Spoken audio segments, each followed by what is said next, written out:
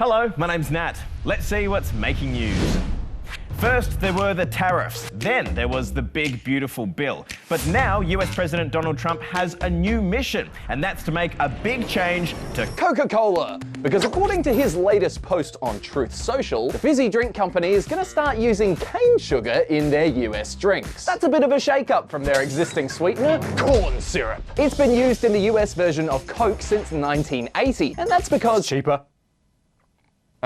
Yeah, pretty much. Was that good? Yeah, that was really good. But the US government now says they want to tweak some of America's food and drink to improve people's diets. And, in the words of the last president, soda isn't the only thing they're going after. They've announced ice cream is set to change too. We now have enough reason to be concerned about these petroleum-based food dyes. So President Trump's confident about the Coke change, but corn farmers say it could have a big impact on their industry and their jobs, so they're not happy about it. I'm not happy about it.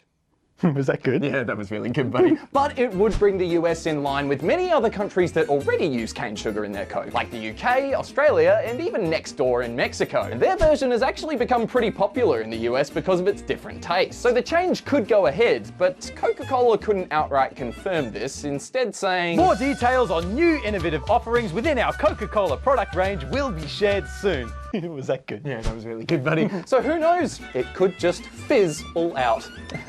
That was terrible. Shh.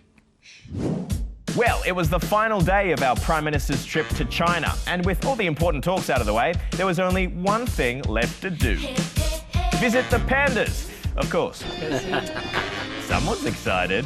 The PM was given a special tour of this panda conservation centre in China's Sichuan province, often dubbed the home of the giant panda. They're very sensible. China owns all the pandas in the world and leases them out to other countries as a form of soft diplomacy. And Australia is currently the only country in the Southern Hemisphere to have them.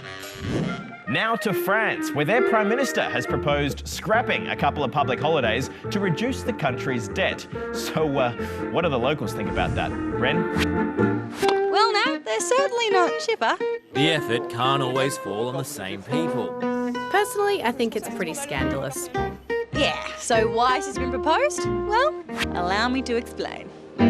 Basically, France is in a lot of debt right now, due to a drop in tax income and a surge in government spending. So, France's Prime Minister proposed that 2 public holidays be removed for the entire country. Specifically, Easter Monday and Victory Day, which, in effect, would save the country more than $50 billion. The idea has been met with a pretty resounding no from the public, which got me thinking. Would Aussies react the same way? Would you be willing to lose some public holidays to cut your country's debt? No. I like my days off school. What do you think? Definitely not fair. I shouldn't have to compensate because the people running the show don't know what they're doing. Oh. A couple of days wouldn't hurt, like the Melbourne Cup. Then could we get another Christmas day off? Could we actually have more public holidays? If I was the Prime Minister, I wouldn't do that. I would just try to find like fundraisers and other things to do it. You got to find some other alternatives. Don't make us suffer, please. He says please. He did say please. Now it's time for some stories that'll make you want to keep your eyes peeled. Just kidding. I'm not going to peel my eyes. You know what I mean. First up to Sydney Harbour, where a humpback whale was spotted swimming around, apparently taking a little detour from its normal migration path.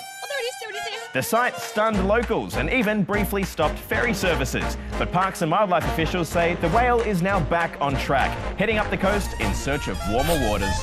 Now to a new supercar in the UK that's kitted out with super strong fans, so strong in fact it can keep the car steady even when flipped upside down. A car with 2 tons of downforce that only weighs 1 ton, can you stick it to the ceiling? So we thought we'd build a rig and prove the point. Its creators say their car is much more energy efficient than current racing technologies. And finally, to Ada, the robot artist in the UK, which has painted a portrait of the king. Some people are really excited by the way that this technology is transforming society. Others are very fearful.